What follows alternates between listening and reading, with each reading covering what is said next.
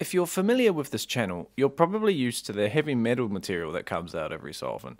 Therefore, it should come as no surprise to you that I also have a fascination with horror films. I know, very typical. But one thing you may not know about me is that I too have an intense passion for mostly, keyword there, mostly all things Disney. Whether it be the films, the history of like Disney, the whole thing, the parks, the remakes, almost. Literally, most of it is amazing. So you'll understand my excitement when I discovered that back in 1949, Disney released a short package film including the creepy, eerie story of Sleepy Hollow. Coming fresh out of like the World War II era, I think, Disney released several of these what are called package films, which is sort of like a package film is like a film with different short stories in it. I'm pretty sure, including Saludos Amigos from 1942, and then you've got The Three Calaberos from 1943, Make Mine Music in 1946, Fun, Fancy and Free from 1947, which is really weird, by the way, Melody Time in 1948, which is awesomely fun, and of course, the one that ends it all, The Adventures of Ichabod and Mr. Toad in 1949. Now, even though this video is purely about the Ichabod Crane segment of the package film, I will, however, show a small segment for about the first half of the film, which is based on The Wind in the Willows. They're both roughly 30 minutes in length, but this cute tale tells us a story of one Mr. Toad and his obsession with motorcars, pretty much. Eventually landing in prison, he then escapes from prison to take back Toad Hall, which has been taken and overrun by the weasels. Yeah, it's very cool. The Wind and Willows has some super fun characters such as Ratty and Mole, and not to mention Toad's amazingly humorous horse friend, Cyril Proudbottom. He's so funny. There's just something about him, like, they've made him such a charismatic character in terms of, like, you could almost imagine him being a human, but he's a horse, and it's just, yeah, the way he sits in chairs and points with his legs like they're arms, it's pretty hilarious. But anyway, the reason we're here today is to talk about Disney's most underrated gem and possibly most scariest piece of film. So, not to quote Ryan Hollinger, but let's talk about it, eh? Alright, so once you've gotten through the first half, which is The Wind in the Willows, we are then taken back into this Victorian library once again, and we're now introduced to our new narrator. Having Wind in the Willows be narrated by one Kenneth Grahame, the legend of Sleepy Hollow is narrated by the one and only Bing Crosby, one of the most peaceful voices ever to be recorded, one of the most peaceful, and yet somehow eerie. There's something about his voice that's just, like, creepy. Listening to Crosby's voice through the film, you can't help but have a sense of, as he says in the film, foreboding.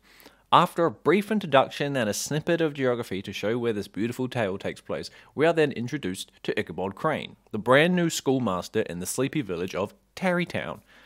Now, despite his strange and lanky appearance, Ichabod manages to woo the hearts of women and secures friendships with the school students and their families.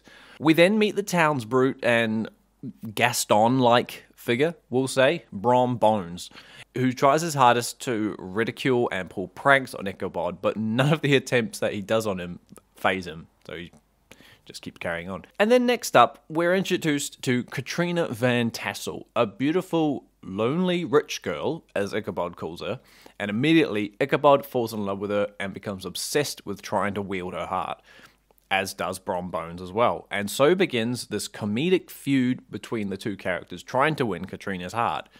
Now, after watching this several times, you learn rather quickly that Katrina, for a better word, is a bit of a hussy. She thrives off the idea that both Ichabod and Brom are fighting for her attention and affection.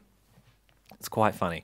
But after several incidences of them both fighting for Katrina, she decides to stir the pot even more by inviting them both to her father's annual Halloween party.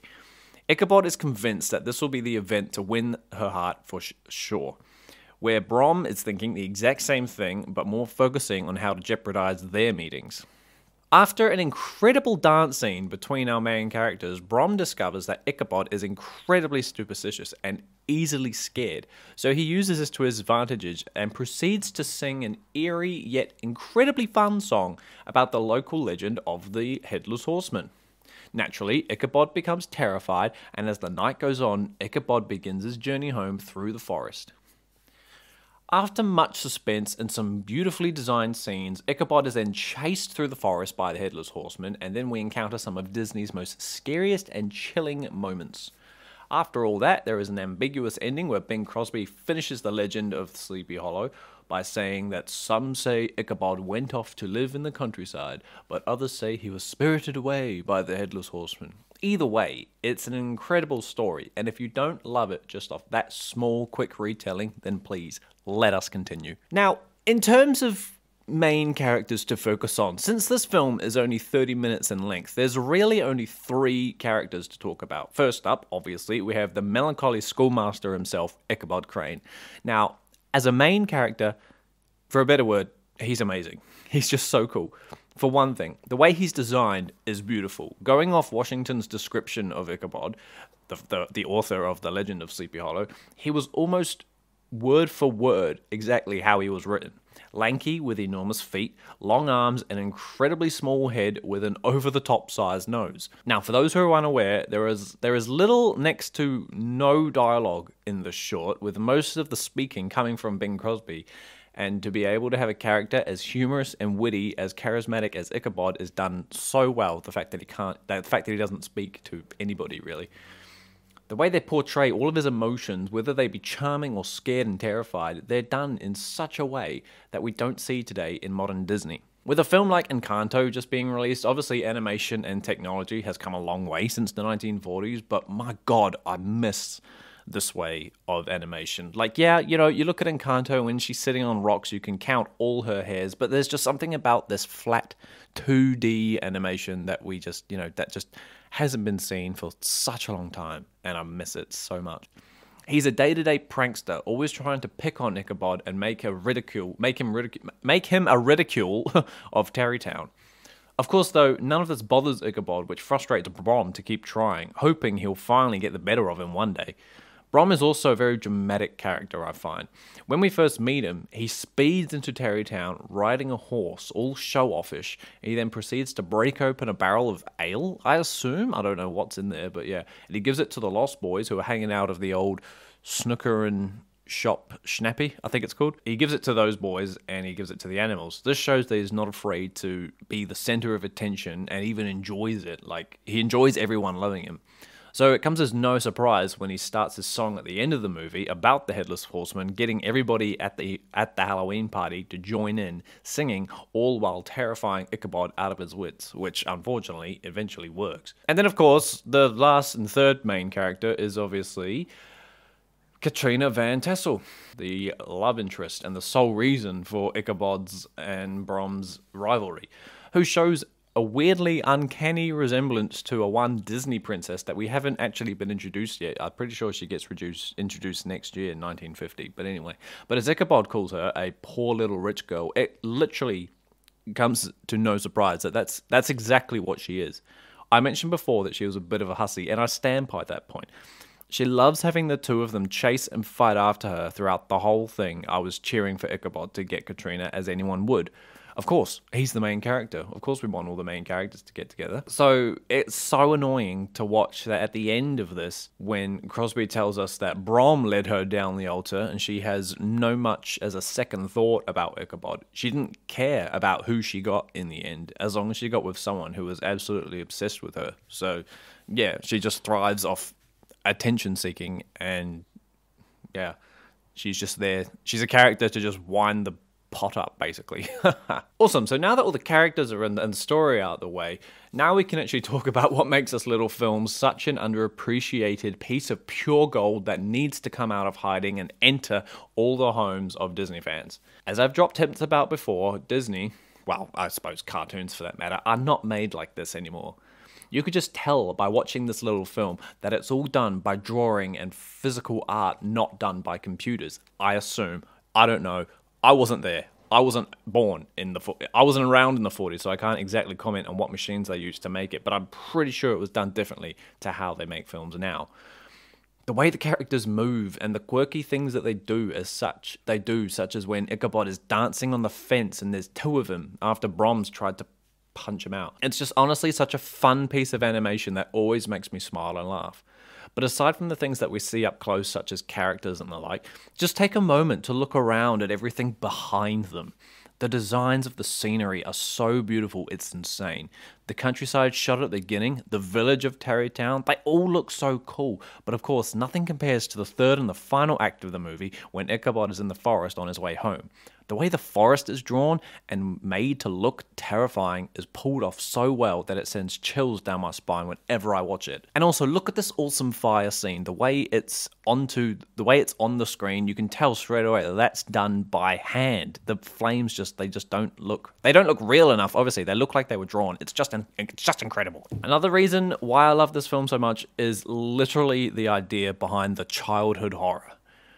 It's amazing how childish horror can stick with you in such a way that even when you see it much later in adult life, it's still able to freak you out and put you on edge. And maybe because of that reason that it always freaks you out is because it creates this illusion that the childish horror is much more scarier than adult horror because you remember being so scared back then and it hasn't left you. Probably why I love Stephen King's It so much. But anyway, quick example would be that scene in Sleeping Beauty when Aurora is crying on a bed and the fire goes out and it turns into a staircase. Oh my god, literally, to this day, I cannot watch Sleeping Beauty in the dark. The music, the art, and the animation that set up that scene really to make it like the top 3 scariest Disney scenes ever. The scene where Ichabod is being chased by the Headless Horseman is one of the most adrenaline-fueled scenes ever. You sit through literally around 20 minutes of calm, playful rivalry in the bright, sunny, sleepy village, and then suddenly you're taken into darkness and chaos, and all you can hear is that cackle by the horseman sending chills up both Ichabod's and the viewer's spines. After an intense chase scene and a heart-pounding 10 minutes, it's back into the sunny, quiet scene from the other side of the bridge, and all we see is Ichabod's hat and a smashed pumpkin. Now, as a child, you immediately think that Ichabod was murdered and taken away by the Headless Horseman, but now you watch it as an adult, and you can't help, if you've got an open mind, you can't help but wonder, what did happen to him? And that's what makes this legend of Sleepy Hollow so eerie, and it's just so creepily beautiful. I love it so much. The fact that this was adapted into a short, childish movie is just incredible. Like, honestly, I could sit here and talk about this little movie forever, but I really hope you've gotten the gist of what I'm trying to say. If you haven't seen this film before, I highly recommend going to watch it. If you're a Disney fan, surely you've got Disney Plus. It's on there. I would recommend The Wind of the Willows as well, but obviously not as much as I would recommend Sleepy Hollow. Get it out, dust off the cobwebs, and let's bring it back into the light and just appreciate it for what it is. Thank you so much for listening to me ramble about how much I love Sleepy Hollow, and now I hope that you too can at least see some inkling as to what I'm trying to say in terms of this film. But yeah, honestly, go check it out. It's so good.